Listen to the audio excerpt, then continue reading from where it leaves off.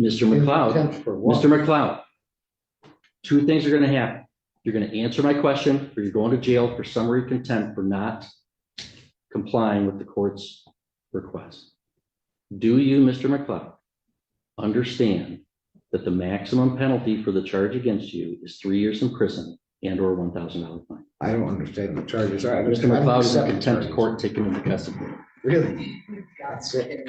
This courtroom hearing is total disorder from beginning to end. Mr. McLeod is facing charges for allegedly assaulting a police officer. Instead of addressing the case, he insists the court has no authority over him, using arguments commonly seen in so-called sovereign citizen cases. Throughout the session, he keeps interrupting, raising his voice, and throwing around made-up legal terms. But the judge doesn't tolerate any of it, and firmly responds every time he acts out. Things quickly escalate, and by the end, the judge decides there's no choice but to hold him in jail overnight. The hearing is a mix of frustration and unexpected comedy. Mr. McLeod is so convinced he's right, but ends up completely shut down by the law. If you enjoy watching courtroom moments like this, don't forget to like and subscribe. Now, let's get into it. Do you understand your right to a lawyer, including a court-appointed lawyer? I understand that. Okay. And do you wish to represent yourself instead of having an attorney? Yeah, I'm here by special appearance, and I will be representing myself. Okay.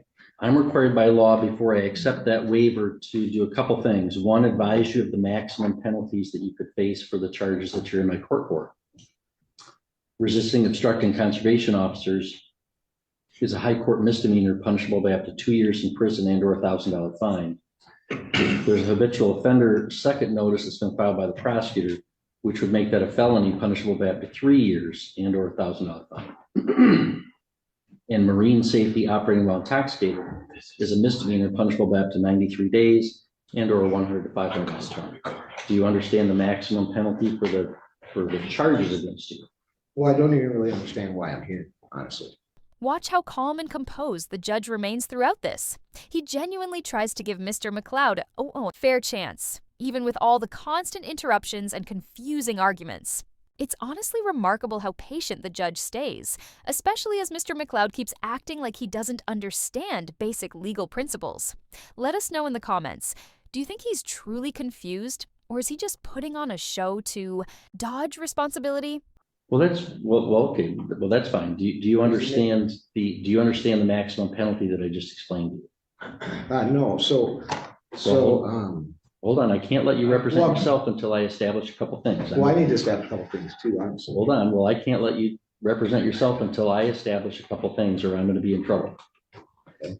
Do you understand that the maximum penalty that you could face for the charges that you're here for is up to 3 years in prison and or $1,000 fine? I don't understand the nature and cause of the action against me. So what is it that you don't understand? Do you not understand how long 3 years is, or how much the fine is that I've articulated? Can you tell me what it is you don't understand? I don't understand the nature and cause of the action against me because we don't establish jurisdiction. That's not what I'm asking you right now. Well, I'll let you place whatever objections you want on the record, Mr. McLeod. I promise you that. Okay. Can we just go one step at a time? So do you understand the maximum penalty that you could face if you're convicted as charged? 3 years in prison or $1,000 fine. Well, I have another question because the statutory jurisdiction doesn't exist under the Constitution. So in order for me to defend myself, could you please tell me where the published rules of conduct are for criminal statutory jurisdiction, or where I can find the nature and cause of this jurisdiction, or how this information exists? No, I don't even understand what you're asking. So you're saying this is a statutory jurisdiction under what? The statutes of Michigan, correct? Mr. McLeod, I've told you what my jurisdiction is. General jurisdiction. The people of the state of Michigan voted to convene a constitutional convention in 1961. Sure. There was a constitutional convention in 1961 and 1962. They proposed a state constitution. The voters of the state of Michigan ratified that in 1963. Article 6 establishes the judicial power. And the circuit court is a court under that judicial power of Article 6 of the state constitution. And so you're here in my court. I have subject matter jurisdiction over those crimes. I have personal jurisdiction over you because you've been alleged to have committed them in our county. That's my jurisdiction. So, Mr. McLeod, do you want to represent yourself? Do you understand the maximum penalty that you could face of 3 years in prison and or $1,000 fine? One second. I can see why his attorney withdrew. Oh, shit. Hang on, someone in the prosecutor's office is not muted. I'm going to remove you from the meeting at this time. Oh, Prosecutor's office is generally allowed to attend to observe. They've participated. I'm removing them from the hearing. Honestly, she wasn't wrong at all. This moment felt so real and unfiltered. It was hard not to laugh. I don't know how the judge managed to keep a straight face. Situations like this don't usually happen in a courtroom, but maybe she was just an older woman caught up in the absurdity of it all. Either way, her reaction said exactly what everyone else in the room was probably thinking. And really, it's no surprise that Mr. McLeod's attorney decided to withdraw from the case, just watching him flip through a stack of random papers, searching. For some made-up legal argument, felt like watching someone try to pull a magic trick in front of professionals who already know the outcome. The judge, the prosecutor, everyone in the room could see where this was headed, but Mr. McLeod kept pushing forward like he had just uncovered a secret loophole. You have to wonder what people who follow this sovereign citizen idea really expect. Do they honestly believe the judge will suddenly stand up and say, "You know what? You're right. Case dismissed"? It's like watching someone play a game without knowing the rules and thinking they're winning. And by the end, the prosecutor's quick comment really just tied the whole scene together. If you were in her shoes, you'd probably be thinking the exact same thing. What's even more unbelievable is how committed people like Mr. McLeod are to these ideas. Watching him shuffle papers and quote imaginary laws, it's hard to look away. Let's jump back in. Mr. McLeod, do you understand the maximum penalty that you could face? 1 second.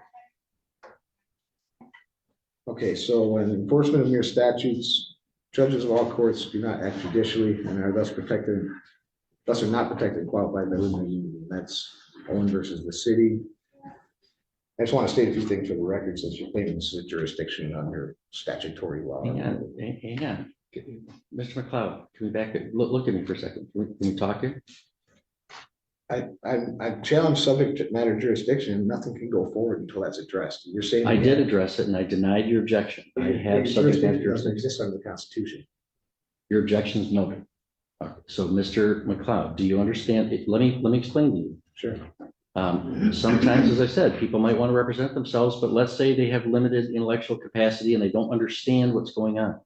You can really see the judge has had enough of this man's behavior. At this point, it's not about being harsh. It's just the truth. The man is shuffling papers and quoting laws that don't even exist, while the judge stays calm and clearly points out every mistake. It's done with complete professionalism. You have to admire how the judge stays composed while laying down the facts. Moments like this show exactly why judges hold the highest authority in the courtroom.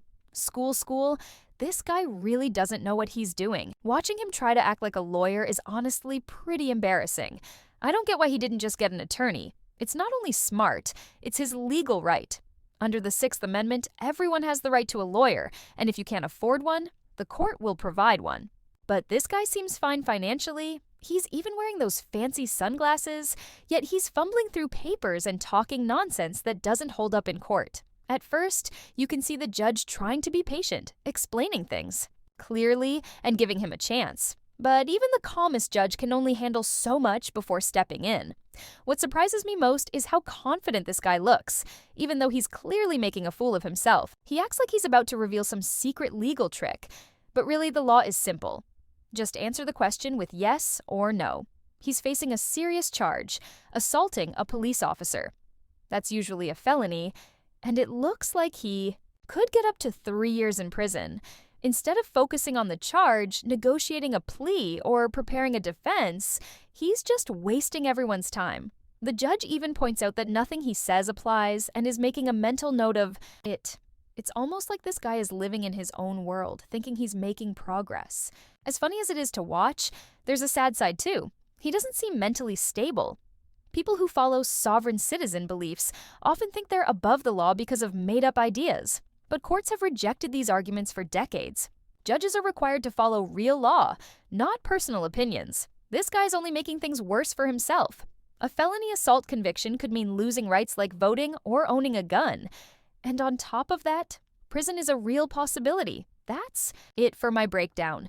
If you enjoyed this clip, drop a comment and tell me what you think about Mr. McLeod. Do you think he's serious or just putting on a show? Don't forget to like and subscribe for more videos like this. Thanks for watching and take care. To establish that they know what's going on before I can allow them to represent themselves. I'm required to establish, do you comprehend, do you know the maximum penalty that you could face if you're convicted as a result of this charge? 3 years in prison or $1,000 fine. Do you understand that, Mr. McLeod? So I'd like to state for the record that Mr. McLeod, the stop. court can be, Stop, Mr. McLeod. If you don't understand it, I'm going to revoke your right to represent yourself and have an attorney represent you because I can't establish that you know what you're doing. So do you know the maximum penalty that you would face? Your Honor, I've challenged this court's jurisdiction. You haven't established it yet. You said you have a statutory jurisdiction which doesn't exist under the Constitution. I'm trying to figure out where I stand with this. So I can't answer any of your questions until you answer some of mine. That's not how it works. Are you refusing to answer my question? No, I'm Then answer it. Do you understand the maximum penalty that you face for this charge?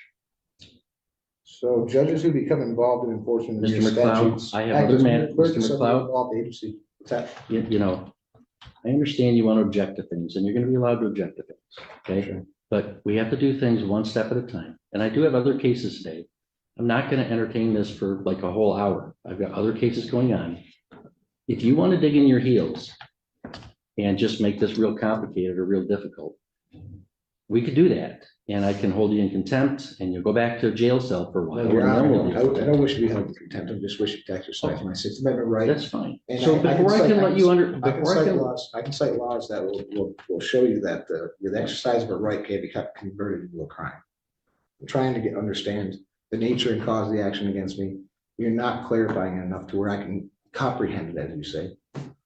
you comprehend the maximum penalty that you would face. I'm not answering any of those questions until you establish that this is a court of the Constitution, has jurisdiction under these jurisdictions. I established it. I told you. You might think I'm wrong and you can appeal. There's it no to the such Michigan thing as Court a of Appeals. statutory jurisdiction. Mr. McLeod, let me make this simple for you.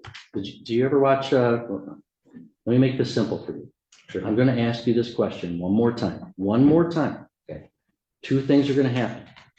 You are either going to answer my question or I'm going to hold you summarily in contempt.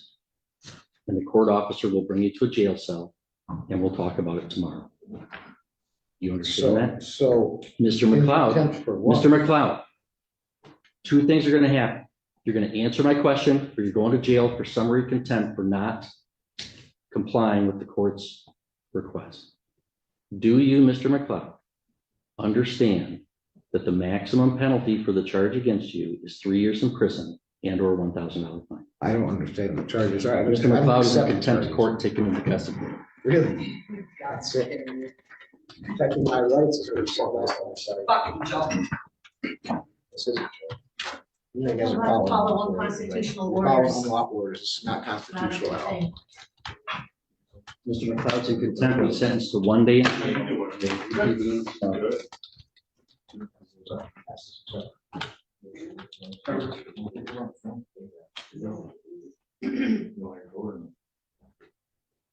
Mr. McLeod, your sentence is 1 day in jail. We'll reconvene tomorrow and get you This is about notice. the Constitution. I did nothing wrong except to question and exercise my rights. As it is to watch, there's kind of a sad side to this too. I mean, this guy is clearly not mentally stable. Sovereign citizens often believe they're exempt from these laws because of the made-up law theories. But in reality, that approach has been rejected by courts for decades. I mean, if we look back in time, there are cases dating back to the 1990s where similar arguments have been thrown out, and judges are legally obligated to uphold the actual law. Not someone's personal interpretation of it. I mean, this guy is just digging himself in a deeper hole. A felony conviction for assault could mean losing basic rights like voting or even owning a firearm. On top of that, he's looking at prison. So that's going to wrap it up for my breakdown here, guys. If you guys enjoyed this clip, let me know in the comments below. And let me know what you guys thought about Mr. McLeod here. Do you guys think he's crazy? Or do you think he's just putting on an act here? Don't forget to like and subscribe for more content like this. Thank you guys so much for watching, and take care.